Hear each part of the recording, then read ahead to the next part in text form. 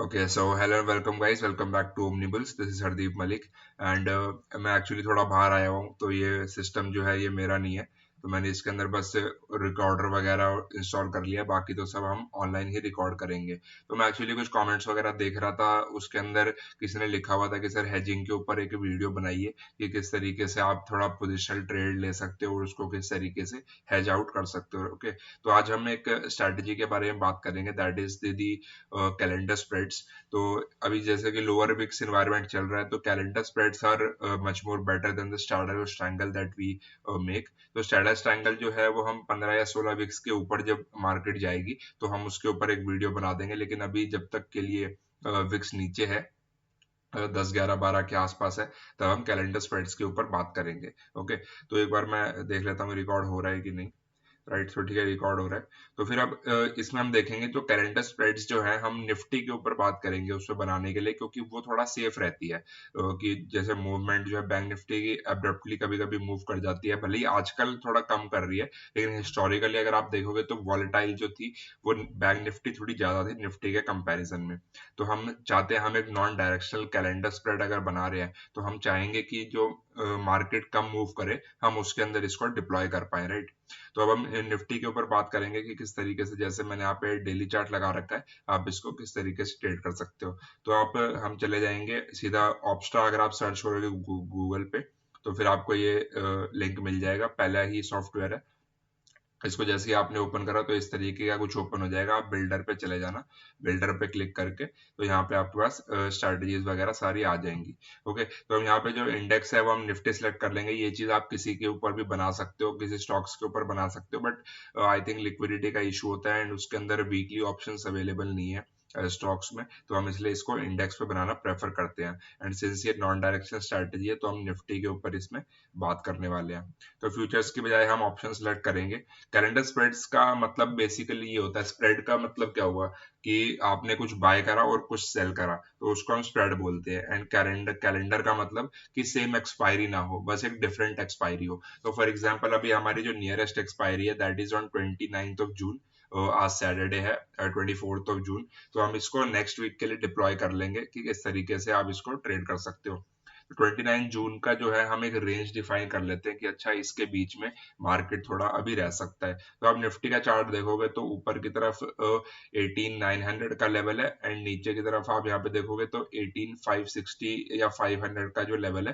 तो ये एक रेंज हमने डिफाइन कर ली कि 500 से लेकर 900 के बीच में मार्केट रह सकता है। तो हम एक बार देख लेते हैं यहाँ पे प्रीमियम्स क्या चल रहे हैं। हम एक बार ऑप्शन चेन पे चले जाएंगे, तो नीचे अगर हम स्क्रॉल करते हैं तो 18 500 के जो पुट का है वो अभी है जो प्राइस 18 रुपए चल रहा है। एंड ऊपर अगर कॉल का देखोगे 17 रुपए चल रहा है, 18 900 का। हाँ, तो ये लेवल अच्छे हैं, ठीक लग रहे हैं मेरे को, मतलब प्रीमियम बहुत कम है, एक दिन एक्स्ट्रा जा चुका है, क्योंकि हम फ्राइडे को मतलब थर्सडे को या तो डे एंड पे आप इसको बना सकते हो या फिर फ्राइडे को मॉर्निंग में बना सकते हो इसको 10 11 बजे के आसपास, जैसे थोड़ा लो वॉलेटिलिटी इन्वायरमेंट होता है, थोड़ा मार्केट साइडवेज रहता है, वहां पे आप इस स्ट्रैटेजी को बना सकते हो। तो मान लीजिए फ्राइडे के दिन ये कई 20 22 रुपए के आसपास चल रहा होता तो हम इसको बना लेते। तो अब यहाँ पे हमने डिफाइन कर लिया, जैसे कि मान लो 5 लॉट में या एक लॉट में एक बार इसको बना के देख लेते हैं। मैं आपको बता दूंगा कि इसमें देखो मार्जिन जो है काफी कम लगने वाला है। और यहाँ पे हम देखेंगे कि ये भी 17 रुपए के आसपास चल रहा है 89 का। तो 20 20 रुपए के आसपास के जो ऑप्शंस है उनको आप सेल कर सकते हो फ्रंट एक्सपायरी में। एंड बैक एक्सपायरी में जाके मैं एक बार आपको यहाँ पे पहले चार्ट दिखा देता हूँ कि किस तरीके से ये बनेगा। तो ये नॉर्मल हमारा जो स्ट्रैंगल होता है उसमें ये बन जाएगा कि 1 1 सिग्मा तक की हमारे पास यहाँ पे रेंज डिफाइन हो गई कि 18 450 से लेकर 18 935 तक। ठीक है, तो हमारी यहाँ पे रेंज डिफाइन हो गई है कि मार्केट हम चाहते हैं कि इसके बीच में बना रहे, लेकिन सिंस हम ये भी चाहते हैं कि मार्केट ने अगर कुछ डायरेक्शन मूव करी तो हम उससे प्रोटेक्टेड रहें। तो हम क्या करेंगे, नेक्स्ट वीक की एक्सपायरी जो होगी उस पर सिमिलर प्राइस के आसपास इसको बाय कर लेंगे, या फिर थोड़ा सा ज्यादा भी अगर आप बाय कर लोगे तो that also does not effect it.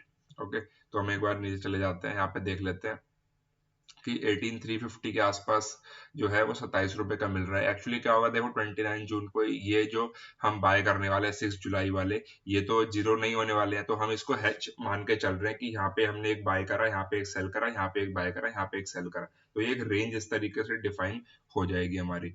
तो यहाँ पे हम देख लेते हैं 18350 या 18300 का बाय कर लेते हैं इसको। तो ये लगभग सेम प्राइस रेंज में हो जाएगा। एंड यहाँ पे अगर आप देखोगे 20 रुपए के आसपास जो चल रहा है 19100 का। तो जो ये 100 वाले स्ट्राइक्स होते हैं ये थोड़ी लिक्विड भी रहती हैं, इसको आप बाय कर सकते हो। तो एक बार हम देख लेते हैं किस तरीके से यहाँ पे हमारा चार्ट बनेगा। तो यहाँ पे आप देख सकते हो कि इस तरीके से बना हुआ है एंड हमारा जो मार्जिन यूज हुआ है वो सिर्फ 50,000 है। तो इसको मैं प्रेफर यही करूंगा कि पर 80 to 1 लाख, 80,000 to 1 लाख के रेंज में आप एक लॉट से इसको डिप्लॉय कीजिए। मान लीजिए अगर आपके पास 10 लाख है तो आप इसको 10 लॉट से ही कीजिए, just for the risk management purpose, और आपकी थोड़ी सेफ्टी बनी रही इसमें। तो 10 और वीकली आप इसमें 1% का टारगेट लेके चल सकते हैं। इसको हम अभी थोड़ा अंदर की तरफ भी शिफ्ट करेंगे कि जैसे जैसे एडजस्टमेंट्स का टाइम आता रहेगा तो इसके अंदर प्रॉफिट भी उसी तरीके से इंक्रीज होएगा। मान लीजिए मार्केट थोड़ा नीचे की तरफ जाती है तो हमारी जो पुट साइड होगी वो थोड़ा प्रॉफिट देने लगेगी, एंड ऊपर की तरफ जाओगे तो भी यहाँ पे प्रॉफिट देने लगेगी। तो हमें एडजस्टमेंट्स कब करनी है? जब तक ये मार्केट इस रेंज के अंदर है तब तक तो हमें कुछ इसको छेड़छाड़ करने की ज्यादा जरूरत है नहीं। अभी जो है विक्स काफी कम है, अब इसको लेग्स को जो है 50-50 पॉइंट्स इन भी खींच सकते हो, जिससे कि आपका जो प्रॉफिट एरिया है थोड़ा सा बढ़ जाएगा। तो मैं बस अल्ट्रा सेफ चीज इसमें बता रहा हूँ कि आप जब बड़े कैपिटल से इसको डिप्लॉय करोगे तब इसमें आपको ये प्रॉफिटेबल ही रहेगा। मान लीजिए आप 2-3 CR इसमें डिप्लॉय करोगे तो वो जो परसेंटेज वाइज रिटर्न जो होगा, 1-1% हम वीक का इसमें टारगेट करेंगे, मंथली हम 4% का इसके अंदर टारगेट लेके चलेंगे। एंड कभी भी आपको जो है लॉस अगर 1% से ज्यादा दिखने लगे तो आप इसको बुक कर लीजिएगा। वो हमारा स्टॉप लॉस एरिया होगा 1% पर वीक का जो रिस्क लेके चलेंगे। एंड 1 to 1.5% जितना मार्केट देना चाहे वो आप नेक्स्ट थर्सडे तक या फिर वेडनेसडे के एंड तक आप उसमें कैप्चर कर सकते हो।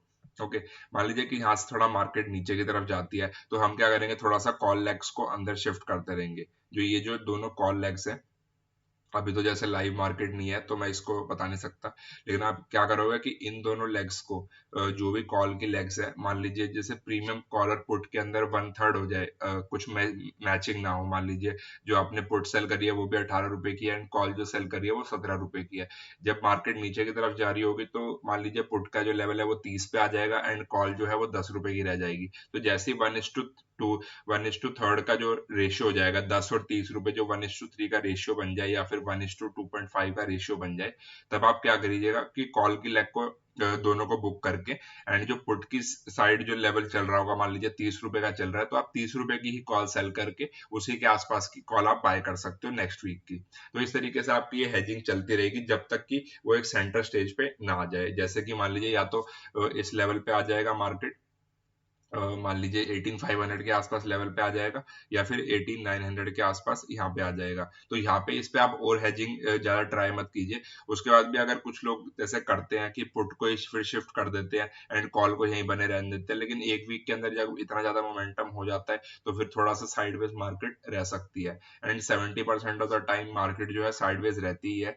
तो आपको ओवर अ पीरियड ऑफ, अगर आप 1 ईयर देखोगे इसको, आप इसके हिसाब से मत देखना कि आपने एक वीक करा। जैसे मान लीजिए हमने इसी वीक करा और इसी वीक हमें लॉस हो गया, तो हमें इससे ये मतलब नहीं है कि स्ट्रैटेजी काम की नहीं है। इसका ये मतलब है कि मार्केट इस टाइम ट्रेंडिंग थी, कोई बात नहीं, हमारे लिए फिर से टाइम आएगा, राइट। तो आप यहाँ पे देखोगे कि ये जो एरिया थे, जैसे मान लीजिए ये वाला जो फेज था यहाँ पे आपको प्रॉफिट मिला होगा, इस वाले फेज में मान लीजिए थोड़ा लॉस हुआ होगा, ये जो पूरा का पूरा एरिया यहाँ पे आपको प्रॉफिट ही प्रॉफिट मिला होगा। फिर यहाँ पे नेक्स्ट वीक और शिफ्ट हो गए, फिर से प्रॉफिट, फिर से प्रॉफिट।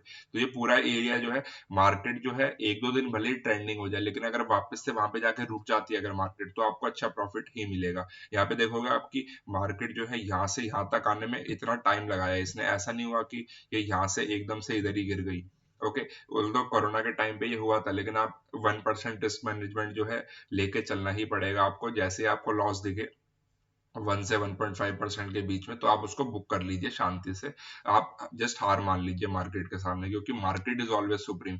जिस दिन आप मार्केट से हार मानना सीख जाओगे उस दिन प्रॉफिट अपने आप मिलता रहेगा आपको। ओके, तो 52 वीक से आपके पास 52 बार आप ये ट्रेड ले सकते हो। उसमें से आप ये मान के चलेंगे कि 10 बार ही एसएल हिट हो गया, तो मान लीजिए जो नेक्स्ट 10 टाइम्स था उसने उसको कवर कर दिया, तो हमारे 20 वीक्स इसमें चले गए। तो जो बाकी 25 to 30 वीक्स जो रहेंगे वो आपके प्रॉफिटेबल ही रहेंगे। एंड 1-1% हम अगर कमा रहे हैं तो 25 से 30% आपका ये साल का रिटर्न है। तो जैसा कि मान लीजिए अपने 30% का रिटर्न इसमें कमाया एंड 10% जो है 1/3 आपने मोदी जी को दे दिया, तो भी आपका 20% CAGR हमेशा बना रहेगा। तो वही हमें चाहिए। वॉरेन बफेट ने जो था कंपाउंडिंग जो करी थी वो 20% के थ्रू ही करी थी, एंड उसके बाद भी आप रिटर्न्स देख सकते हो। तो आपके पास भी 20% अगर आप पर ईयर का रिटर्न देखो, that is also more than enough. जिस दिन आपके पास 5 CR का कैपिटल हुआ, तो उसके बाद 20% return, that is 1 CR per year आपको मिल रहा है। तो इंडिया में to live a peaceful life 1 CR per year is a very good amount. तो काफी लोग वो भी नहीं कमा पाते हैं, टू बी ऑनेस्ट। तो ये 20% रिटर्न जो है एक बड़े कैपिटल पे आपको काफी अच्छा ये रिटर्न दे के जा सकता है। एंड जैसे ही विक्स ज्यादा होएगा, फिर तो आप स्टैडल ट्रायंगल की तरफ शिफ्ट हो जाओगे। उस टाइम तो मान लीजिए अभी तो विक्स लोअर एंड पे चल रहा है, तो आपको प्रीमियम कम दिख रहे हैं।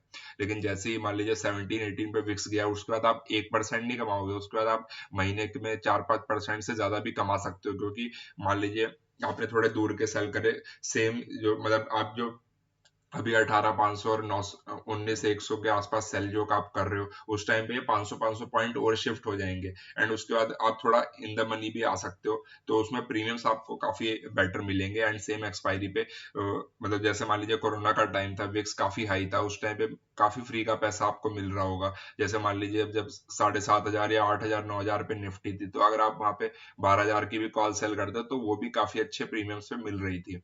तो ऐसे ही कुछ कुछ टाइम्स आते हैं मार्केट में जिसमें आपको काफी अच्छा प्रॉफिट मिलता रहेगा। एंड जो अभी का टाइम चल रहा है, जैसे कि थोड़ा लोअर विक्स है, उसमें आप थोड़ा कम प्रॉफिट लेंगे, लेकिन प्रॉफिट मिलेगा इसमें। तो ओवरऑल 100 ट्रेड्स आप इसको देखिए, ना कि बस एक या दो ट्रेड्स के ऊपर। तो इस तरीके से आप हेजिंग करके इसको चल सकते हैं, एंड थोड़ा पीस ऑफ माइंड भी इसमें आपका रहेगा। मान लीजिए आपका कुछ और काम है, आप वर्किंग क्लास में है, तो बस लेवल्स पे आप मार्क करके अलर्ट रख दीजिए कि अगर आपके पास कुछ अलर्ट आता है तो आप इसको देख सकते हैं, राइट।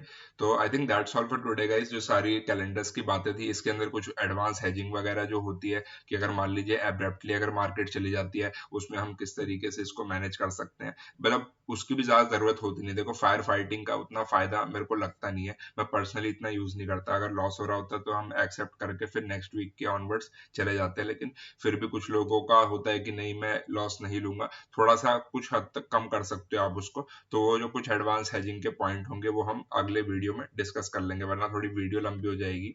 एंड मैं भी थोड़ा बाहर आया हूँ, तो मेरे को भी अभी जाना है फिर। तो I think that's all for today guys. यहाँ पे आप देखोगे 3% का रिटर्न है, इसका आधा भी अगर हमें मिला तो that is also more than enough on the capital, right. तो that's all for today guys, and video अच्छा लगा तो डेफिनेटली वीडियो को लाइक कीजिए एंड अपने दोस्तों के साथ शेयर कीजिए, राइट। तो दैट्स ऑल।